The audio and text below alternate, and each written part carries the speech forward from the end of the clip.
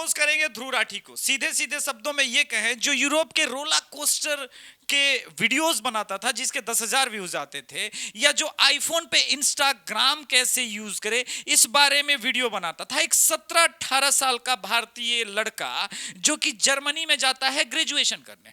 ठीक समझा आपने? यानी 17-18 साल के उम्र में ही वो तो ग्रेजुएशन करने गया होगा। ऐसा तो हो नहीं सकता ना कि वो 25-30 साल की उम्र में ग्रेजुएशन करने गया। तो 17-18 साल के लड़के का आईक्यू लेवल आप समझ सकते हैं। खैर, मान लिया वो सुपर इंटेलिजेंट थे, लेकिन फिर भी उनके व्यूज जो थे कुल मिला के 10,000 या 5,000 ही आते थे। ऐसे में अचानक से कैसे वो आम आदमी पार्टी के वॉलंटियर ग्रुप से जुड़ते हैं और अचानक से ध्रुव राठी बहुत पॉपुलर होते हैं। आज जो धीरेन्द्र शास्त्री को ढोंगी कह रहे हैं, या कैलिफेट फिल्म को बता रहे हैं कि कैलिफेट फिल्म से जो है केरला स्टोरी बहुत रिलेट कर। कैलिफेट जो कि ब्रिटेन की लड़कियों के ऊपर हो रहे लव जिहाद और उनको किस प्रकार से मतांतरित करके आईएसआईएस ज्वाइन करा गया उस बारे में थी, जो कि केरला स्टोरी उसका 10% भी नहीं है। अगर आप कैलिफेट को सच मानते हैं और मात्र 3 केस के भरोसे कह रहे हैं कि मात्र 3 केस, सच तो यह है कि ध्रुव राठी की गर्लफ्रेंड को भी इंस्टाग्राम पे मात्र 3 मैसेज ही आए और इतने में ही बेखौफ अंदाज में कहने लगे कि भाई देखो किस प्रकार से भक्त हमारी वाइफ को, फॉरेनर वाइफ को गाली दे रहे हैं। तो ध्रुव राठी की बैकग्राउंड में थोड़ा सा चलते हैं। मैंने कहा कि वो आम आदमी पार्टी का वॉलंटियर था, इसको मैं 1 मिनट में एक्सप्लेन करूंगा, लेकिन सबसे पहले बैकग्राउंड पे चलते हैं।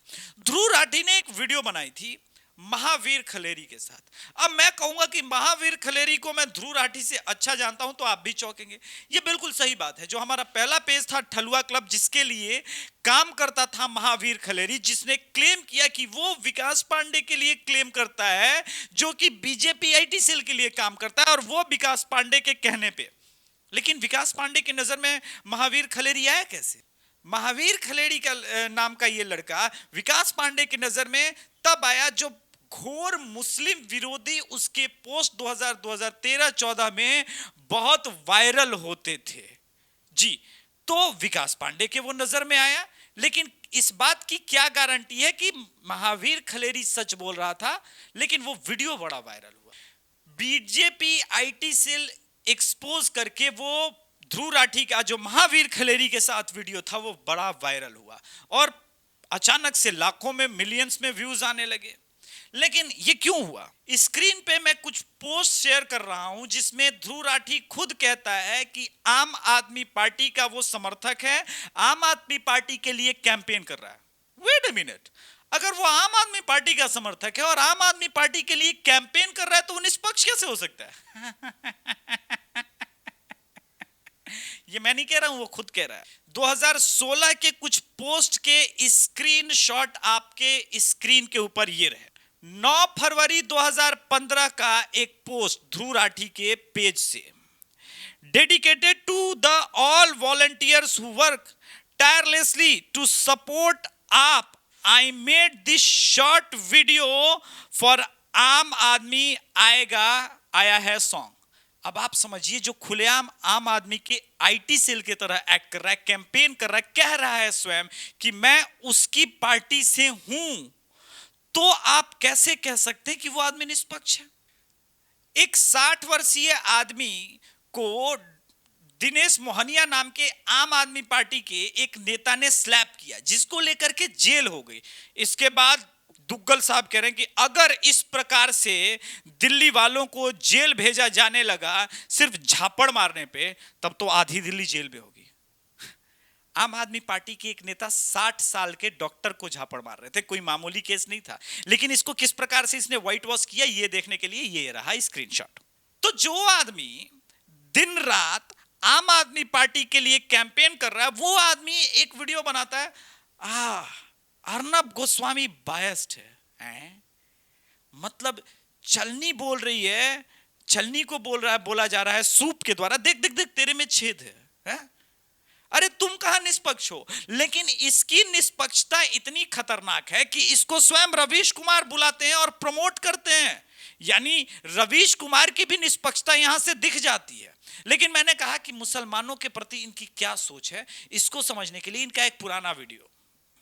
होता यह है कि जर्मनी में टेरर अटैक होता है। उसके बाद ये दुग्गल साहब कहते हैं कि 4 टेररिस्ट जो है जर्मनी में जिन्होंने ये सब किया, ये टेरर का लिंक नहीं है, इसके लिए एक किताब, एक रिलीजन जिम्मेदार है, उनका थॉट प्रोसेस जिम्मेदार है। वेट ए मिनट यार, यानी जर्मनी में जब अटैक होता है तो उसके लिए एक रिलीजन का किताब और रिलीजन की आइडेंटिटी और उसका थॉट प्रोसेस जिम्मेदार है, यानी मुसलमान, इस्लाम। और भारत में केरल में जो लव जिहाद हुए या फिर जो देश भर में हो रहे हैं, चाहे निकिता तोमर हो या झारखंड की रूबी के साथ हुआ हो या बिहार की लड़कियों के साथ हो रहा हो, वो बिना किसी कारण के हो रहे हैं। केरल स्टोरी पे इनको इसलिए तकलीफ नहीं है। केरल स्टोरी पे दुग्गल साहब को इस बात की तकलीफ थी कि केरल स्टोरी इनके द्वारा जो मालिक इनको पेमेंट कर रहे हैं, उस पेमेंट का हिसाब किताब ये है कि अगर मुसलमानों को इस देश में हिंदू इस प्रकार से समझ जाएंगे कि वो हिंदुओं के प्रति षड्यंत्र कर रहा है मुसलमान, तो इनका वोट बैंक चला जाएगा। जैसे मैंने एक्सप्लेन किया कि आम आदमी के हाई डाई हार्ट फैन हैं, सपोर्टर हैं और उनके लिए कार्यकर्ताओं के साथ मिलकर काम करते थे। तो भाई जर्मनी में पढ़ने के लिए पैसे चाहिए होगा। अब मैं आता हूं मूल मुद्दे पे। जिस आदमी का 16, 17, 18 साल में वो जब जर्मनी गया होगा, आईक्यू लेवल क्या रहा होगा, और उस लड़के को इस प्रकार से दर्शाया जाता है जैसे ये एकमात्र इंटेलिजेंट आदमी है। दरअसल ध्रुव राठी फॉरेन कि मीडिया को सुन सुन के भारत के प्रति इसने परसेप्शन बनाया, और भारत के प्रति कुछ दिन पहले तक यूएसए का तो ये परसेप्शन था कि ये जो भारत में टेररिस्ट अटैक होते हैं ये सिक्योरिटी रीजन के फेलियर हैं। लेकिन बाद में यूएस को भी समझ में आया कि ये सिक्योरिटी रीजन के फेलियर नहीं है, ये एक समस्या है, ये एक मानसिक विकृति है, ये गजवाए हिंद का ख्वाब के चलते हो रहा है। उसी प्रकार से ध्रुव राठी जब 16, 17, 18 साल के उम्र में जिनको समझ में नहीं आया, तो भारत की राजनीति को इन्होंने किस प्रकार से समझा, इनके आसपास की जो चीजें हुई या इनके आसपास की जो चीजें घटित हो रही थी, उसी के आधार पे इस मंदबुद्धि बालक ने अपनी अवधारणा बनाई होगी। अब आते हैं हंगर इंडेक्स। देखिए, ये कहते हैं ना हंगर इंडेक्स इनके लिए बहुत बड़ी समस्या है। ये इसी वजह से मैंने इसको मंदबुद्धि कहा था।